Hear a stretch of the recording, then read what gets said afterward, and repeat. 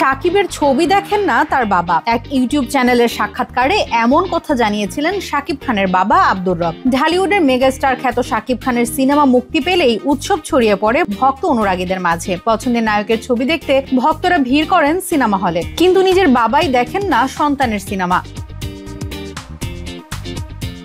ছড়িয়ে পড়া ওই ভিডিওতে দেখা যায় রাস্তা দিয়ে হেঁটে যাচ্ছেন সাকিবের বাবা। এমন সময় এক ইউটিউবারের পাল্লায় পড়েন তিনি। ইউটিউবার বেশ কিছু প্রশ্ন করেন সাকিবের বাবাকে। এ সময় সাকিবের সিনেমা দেখেন কিনা জানতে চাইলে মেগাস্টারের বাবা বলেন, না আমি দেখি না, আগে দেখতাম, হজ করে আসার পর টিভি দেখি না।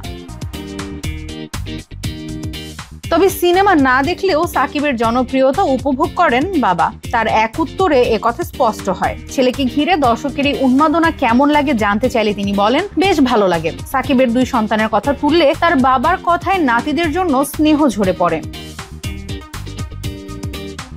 সাকিবের ছেলেদের সঙ্গে দেখা হয় কিনা এমন প্রশ্নের জবাবে তিনি বলেন, তারা আমার নাতি, তাদের সঙ্গে আমার দেখা হবে না? এ সময় সাকিবের দুই ছেলের নামও বলেন তিনি।